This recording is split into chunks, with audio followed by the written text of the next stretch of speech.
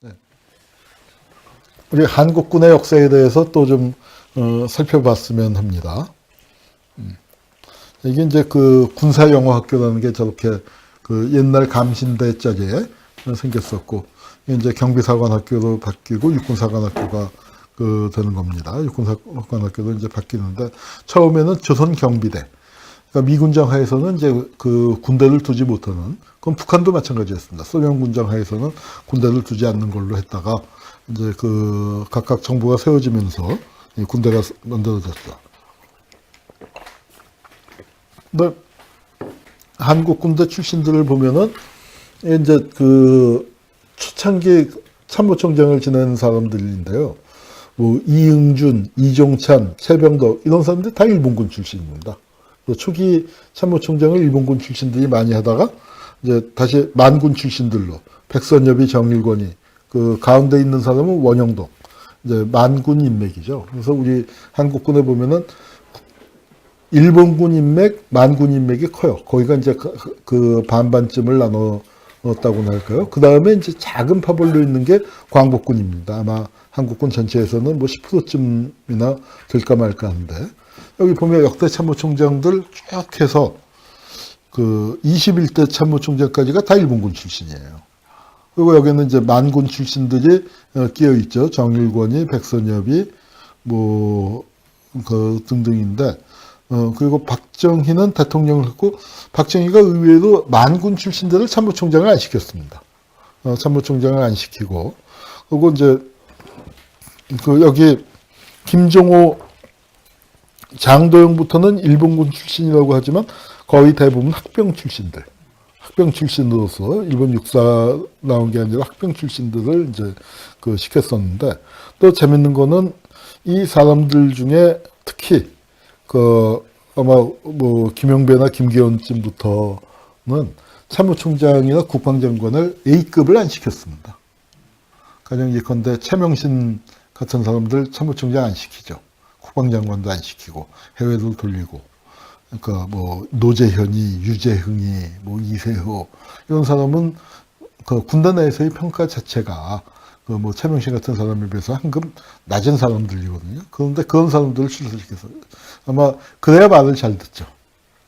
그래야 말을 잘 들으니까 아마 그렇게 했었던 것 같습니다. 어쨌거나 한국군의 그 주된 그 고위직이 일본군 출신이었고, 그런데 여기에 백선엽, 정일권이가 이제 그 득세했었던 시기, 한국전쟁 시기에 이 사람들이, 그리고 참모총장도 보면 5에서 8대, 7에서 10대니까 그 이승만 정권의 거의 대부분의 시기를 그 이종찬이 잠깐 한 거 빼놓고는 그 만군 출신들이 했는데, 만군이 득세했던 시기인데, 만군하고 일본군의 차이는 뭘까요? 뭐냐면은 일본군은 자기네가 제일 최고예요.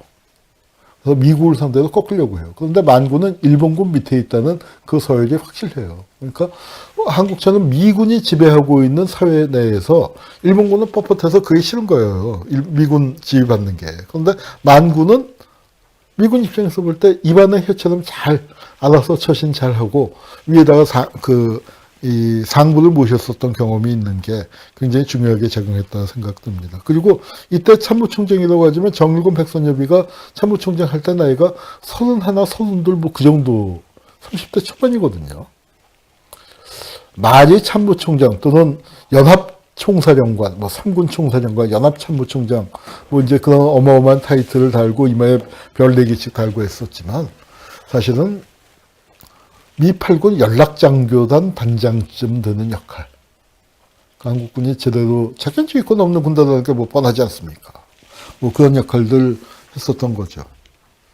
한국군에 광복군 출신들이 있는데, 그 기억해 두실 게 뭐냐면 광복군 출신으로 대장이 없습니다.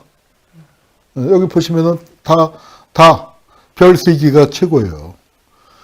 최용덕이나 김씨는 공군에서 참모총장을 했습니다. 공군은 광복군 출신들을 참모총장을 시켜줬는데, 또 이 사람들은 광복군이라기보다는 사실은 중국군이에요, 중국군.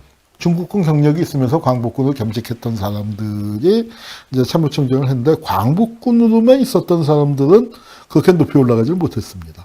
높이 올라가질 못했고, 이제 하여튼 이렇게 이제 쭉 직함들이 있습니다. 네.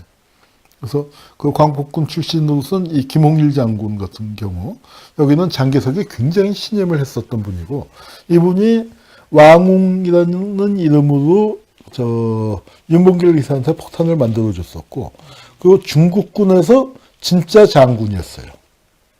중국군의 정식 중국군의 장군이었던 분은 이분밖에 없습니다. 근데 최덕신 같은 사람이요, 중교였나요? 상교가 아니었나? 제 기억에는 상교였던 것 같은데 여기 중교라고 되어 있네요. 이 자료에는. 그러니까 중교면은 중령, 상교면은 대령입니다. 중국군은 연합군이잖아요. 근데 한국군의 미군정이나 그다음에 한국군 실권을 장악한 일본군 출신들이 인정 안 해줘서 최덕신은 소위들이랑 같이 육사 3기로, 연합군의 중령이었던 사람이 육사 3기로 재입교를 했습니다. 일본군들은 이런 꼴 안 당했죠. 그래서 이제 그랬지만 하여튼 육군 중장까지 갔었고, 안춘생은 안중근 의사의 조카입니다. 그리고 이제 그래서 별 2개 단 사람도 많지 않고, 이제 이렇게 있습니다. 예. 예.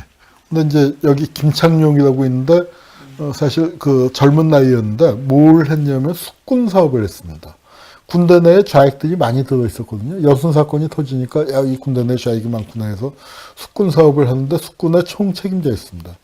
그래서 이자가 이제 박정희 죽을 뻔한 걸 살려준 사람이고요. 그리고 이제 서북청년단 출신들이 군대에 또 많이 들어갑니다. 순서가 좀 바뀌었지만 이 사람이 박정희가 걸렸을 때 이 사람이 김한용이라는 군 법무관 출신인데 당시에 재판장이에요. 그리고 이응준 장군이 관할관 확인을 했었던 사람입니다. 이제 숙군 과정에서 이렇게 이제 희생되는 사람들이 많이 있었고, 김종식 중령이라는 사람이 상당히 그 당시에 많은 사람들이 장래의 참모총장갑니다. 일본군 출신으로서 굉장히 일본 육사를 졸업을 했는데 굉장히 우수한 군인이었다고 알려져 있습니다. 그런데 이걸 하우스만이라는 한국에 주둔하고 있는 미국군의 최고 실세, 한국 대통령을 좌지우지할 만한 그런 막강한 파워를 행사한 하우스만이라는 사람이 있는데, 그 사람이 박정희 초기까지 그렇게 막강한 실력자였습니다. 하우스만이 찍은 거예요. 하우스만이 그런데 김종석을 참 좋아했습니다. 그러면서 너 전향한다고 한마디만 해라. 근데 그 얘기를 못하면은, 안 하면은 나도 못 살려주는데 한마디만 하면 내가 지금 당장 살려줄게. 라고 사형당하는 데까지 쫓아와서 찍었다는 거예요. 그런데 이 김종석이 끝내 전향하겠다는 얘기를 안 하고 사형장에 끌려갔습니다. 이렇게 웃으면서 끌려갔는데 전설처럼 전해지는 말이 있어요. 왜 안 하는데? 살아야 할 것 아니냐. 왜 안 하는지 했더니 참 기막힌 얘기가 뭐냐면은, 야, 식민지 군인을 어떻게 2번 하냐? 그렇다는 거예요. 일본군으로 있으면서 식민지 군인 했는데, 국군으로 있으면서 제대로 우리 국군 민족의 군대가 돼야지 어떻게 다시 나보고 미군 놈들 밑에 들어가서 식민지 군대를 하란 말이냐. 하우스만하고 개인적으로는 참 친했었지만, 이제 그러면서 웃으면서 사형을 당했다고 합니다. 우리나라에서 이제 징병제가 실시가 되면서 이제 수많은 학도들이 충성을 맹세하고, 근데 징병제 젊은이가 준비는 되었나? 그래서 합격자는 즉시 입대한다. 이제 이렇게 해서 징병제를 49년도에 실시했는데 금방 없앴어요. 징병을 폐지합니다. 왜 폐지했느냐? 징병제를 했더니 정년기, 이 신검을 받아야 할 사람들은 일정 숫자가 되잖아요. 그걸 군대에 받아들이니까 군대 숫자가 늘어난 거예요. 당시에 미국의 입장은 한국군의 숫자를 10만으로 유지하려고 했습니다. 근데 숫자가 자꾸 늘어나니까 안 되겠다 해서 다시 징병제 받고 모병제로 해.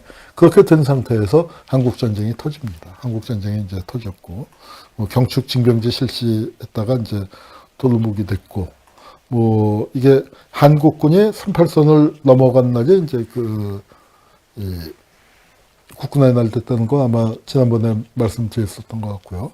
뭐 군대 얘기를 이렇게 길게 하다간 그러니까 끝이 없을 것 같으니까 빨리 나가야겠습니다. 이 얘기는 한번 했었죠. 전에 한번 했었지만 군대와 관련돼서 정말로 우리가 중요하게 기억을 해야 할 대목입니다. 군대 아들을 보낸 죄인들. 이런 어머니가 무려 6만 명이에요. 6만 명. 그러니까 이렇게 1년에 전쟁을 안 했는데 이렇게 많이 죽었습니다. 박정희 때도 58년인가 거기 박정희 부대에서 눈사태 나갔고 40몇 명이고 50명 그 죽은 게 있죠. 지금 같았으면 뭐 당연히 옷을 벗었어야 할 텐데 워낙 많이 죽던 시절이니까 지휘관한테 책임 없다 하는 식으로 그냥 넘어가 버린 겁니다. 그래서 이렇게 우리 군대가 사람들이 정말 많이 죽었고 이게 우리 뭐라고 할까요?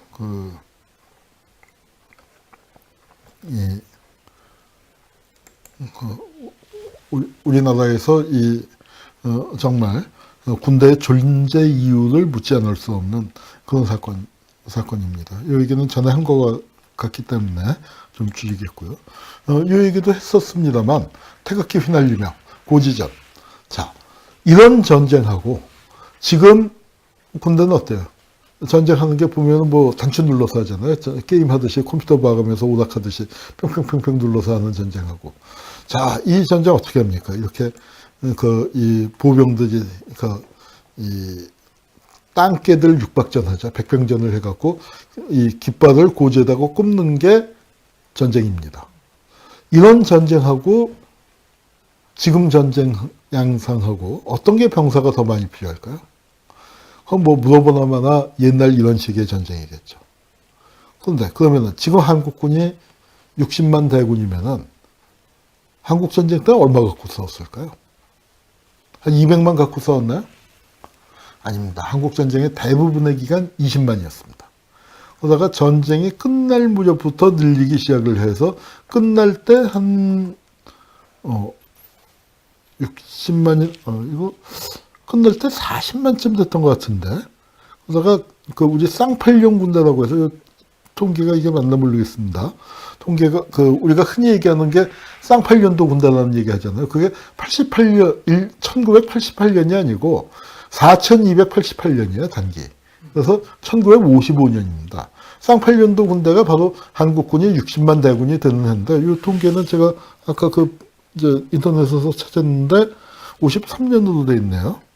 이 밑에 통계에 보면은 53년에도 59만, 55년에 72만으로 늘어나는 걸로 돼 있습니다. 그러니까 50년, 제가 조금 잘못 기억을 했나요? 예, 53년에 벌써 53년 말쯤이면은 60만 대군이 되네요. 근데 그때 북한군은 27만. 60년대 제 기억으로는 33, 4만이었던 것 같은데 여기는 좀 많이 잡혔네요. 근데 지금은 어때요? 한국군이 2002년도에 70만일 때 북한이 117만이니까 거의 2배가 됐죠. 여기서는 한국군의 절반 조금 넘었었는데 거의 2배가 돼버렸습니다. 아마 국력이 떨어지니까 병사도 많아야 한다. 그래서 북한군이 한국군보다 많아지는 게 1980년. 즉 한국 경제가 북한 경제를 확실하게 앞서 나가기 시작하니까 이제 병력 숫자가 바뀌는데요. 자, 이거 지금 이제 한국군 숫자가 60만 대군인데 한국전쟁 때는 50년부터 해서 52년까지 20만이었습니다. 52년까지. 52년 말부터 늘기 시작해요. 52년 말부터 늘기 시작을 하는데, 자, 왜 그렇게 한국군이 늘었을까요? 뭐, 농담처럼 얘기하면은, 그러니까, 하늘 다음으로 별이 많아서 그렇다. 이제 하는데, 그것도 그러니까 부분적인 이유겠습니다만, 더 중요한 거는, 미국으로부터 부여받은 역할이죠. 즉, 그러니까 우리가 베트남 파병도 했고 이라크 파병도 했잖아요. 아프간 파병도 하고. 미국이 가면은 홍반장이에요. 홍반장. 미국에게 무슨 일이 있으면 어디서나 아무 때나 나타난다. 홍반장. 한국의 홍반장처럼 이 홍반장이라는 표현을 잘 모르시겠네. 젊은 독자들은. 옛날 영화 교통사고로 죽은 김주혁 씨하고 엄정화 씨가 나오는 이제 주연을 했었던 영화인데, 그 무슨 일이 있으면은 밤낮 홍반장이 나와서 도와주는 그 역할을 하는데, 한국군이 그 역할이었습니다. 미국에게 무슨 일이 있으면 한국군 먼저 보내는. 그래서 이제 그 베트남에도 파병을 하고 이제 그렇게 했었던 그 역할을 하느라고 한국 군대를 이렇게 엄청나게 전쟁 때보다 늘렸었던 겁니다. 그러다가 늘려놨다가 이게 이제 또 문제가 되니까 줄여야 한다 하는 얘기. 그 얘기 잠깐 이제 조금 이따가 하도록 하고요. 그 50년대에 이제 한국군이 정치와 어떤 관련을 맺느냐. 52년도에 이승만이 직선제 개헌을 하기 위해서. 왜냐하면 선거를 간선제로 국회에서 하면은 이승만이 국회의원 선거에서, 대통령 선거에서 당선이 될 수가 없었거든요. 그래서 전쟁 때 직선제를 하는데, 저 직선제를 하기 위해서 계엄령을 선포하고, 여기 국회의원들이 탄 버스를 이 국제공산당과 연루됐다고 해갖고, 다 잡아가 버립니다. 그럼 황당한 일이 벌어졌어요. 그때 육군참모총장을 했던 분이 이종찬 장군인데, 그 이종찬 밑에서 이용문 장군이 있었고, 이용문 밑에 박정희가 있었는데, 그 이종찬, 이용문, 박정희로 이어지는 그 라인이 있는데, 그러니까 박정희가 제일 존경하는 사람이 이용문 장군이라고 하는데, 여기는 비행기 사고로 죽었습니다. 그 이용문이 죽고 난 다음에 나중에 이용문 아들이 고시에 패스하니까 박정희가 데려다가 시경국장을, 30살짜리를 시경국장을 시켰죠. 31살인가? 뭐 30살 때. 이건계라고 나중에, 빠친코 사건에 연루돼서 고검장 때 구속이 됐었습니다. 그 대표적인 공안검사인 사람이었는데.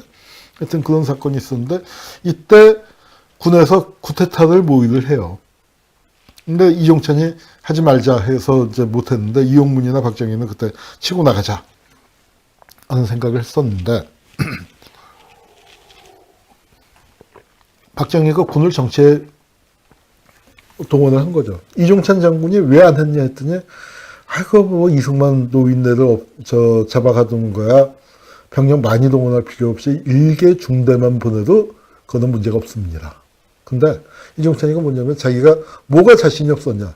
이승만 쫓아내고 난 다음에 한국을 유지할 자신이 없었어, 이거예요. 그래서 야, 이거 우리 유지 못하니까 하지 마. 이제 하면서 개입을 안 했다고 해서, 쿠데타 안 일으켰다고 해서 참군인이라는 이제 칭호를 받습니다. 이 이종찬은 을사오적의 한 사람이 이하영의 친손자예요. 그래서 일제시대 때 자기를 받을 수 있는 귀족으로 자기를 받을 수 있었는데, 어떤 이유에서인지 자기를 안 받았습니다. 자기를 안 받았었고, 그 다음에 쿠데타를 안 했다고 해서 군대 내에서는 상당히 존경을 받는 인물입니다.